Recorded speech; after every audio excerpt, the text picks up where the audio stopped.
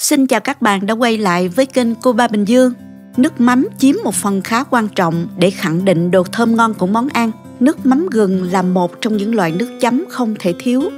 Nước mắm gừng ngon là phải thơm mùi gừng đặc trưng, không bị đắng hay quá nồng mùi gừng, vị đậm đà, mặn ngọt vừa phải, hơi chua và cay nhẹ, rất kích thích vị giác, chấm cùng với thịt vịt, thịt gà hoặc cá chiên đều ngon và hấp dẫn. Mời các bạn cùng theo dõi cách làm nhé. Chúng ta có thể tham khảo những dụng cụ nhà bếp mình hay sử dụng bên dưới phần mô tả của video.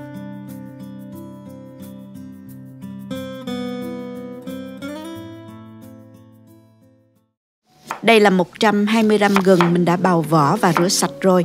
Giờ thì cắt ra cho dễ xay nha các bạn. Các bạn cũng có thể giã ra cũng được ha. Nếu mà giã thì gừng nó dập ra nên lượng nước trong gừng ra rất nhiều. Bạn có thể vắt bớt bỏ đi để nước mắm gừng không bị đắng ha các bạn. Hôm nay mình sẽ cho vô cối để xay cho nhanh ha.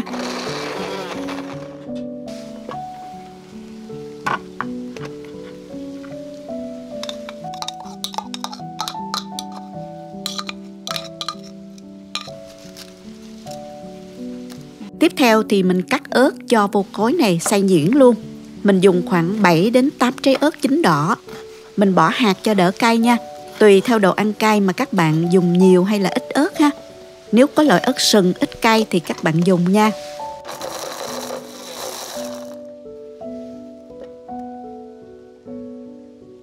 Bước tiếp theo là pha nước mắm gừng. Mình dùng cái nồi nhỏ này để nấu nè. Cho vào đây 80g nước. Mở lửa vừa thôi. Kế đến là 100g đường. Khi nước nóng lên thì các bạn khuấy nhẹ cho đường tan. Sau đó thì mình cho vào một nửa lượng gừng xay nhuyễn lúc nãy. Mình cũng đảo nhẹ cho gừng chín nha.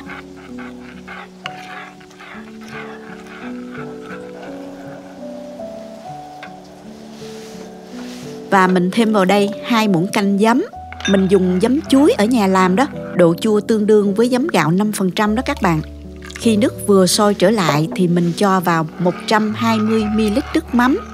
Mình dùng nước mắm 3 con cua, khoảng 30 độ đạm đó các bạn. Các bạn dùng loại nước mắm độ đạm cao thì sẽ ngon hơn ha, từ 30 đến 40 độ đạm. Hạ lửa nhỏ khuấy đều. Khi thấy vừa sôi nhẹ trở lại thì mình tắt bếp để giữ lại mùi thơm của nước mắm nha các bạn. Lưu ý là các bạn có thể thay thế giấm bằng nước cốt chanh cũng được. Nhưng đợi sau khi nấu xong, chờ hỗn hợp nước mắm nguội bớt mới cho chanh vào nha. Bước tiếp theo thì mình đổ nước mắm ra tô cho nhanh nguội.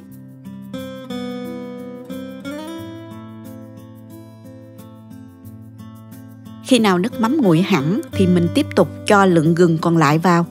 Sau cùng là ớt.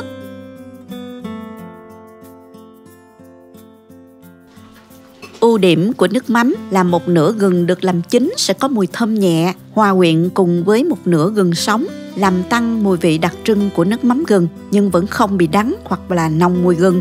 Nước mắm gừng được nấu lên nên thời gian bảo quản được lâu hơn. Một lượng gừng và ớt sẽ nổi lên nhìn rất là bắt mắt. Chúng ta có thể cho vào hũ đựng, cho vào ngăn mát tủ lạnh để bảo quản. Khi nào cần dùng thì có, rất là tiện luôn các bạn. Mình có thể bảo quản trong 10 ngày nha. Có nhiều cách để làm nước mắm gừng. Tuy nhiên mình thấy với cách làm này cũng khá đơn giản và có nhiều ưu điểm. Nên mình chia sẻ đến cùng các bạn nội trợ để chúng ta có nhiều công thức và cách làm phong phú hơn nhé. Cảm ơn các bạn đã theo dõi video. Nếu thích cách mình chia sẻ, nhớ gửi cho bạn bè cùng xem. Bấm like và đăng ký kênh để xem nhiều món ăn mới của mình. Nếu thấy video thực sự hữu ích, bạn có thể gửi tặng ekip thực hiện một ly cà phê bằng nút Super Thanks hình trái tim ngay bên dưới video. Các bạn cũng có thể truy cập website cobabinhdương.com để xem công thức nấu ăn dưới dạng bài viết. Chào tạm biệt và hẹn gặp lại các bạn trong video kỳ tới nha.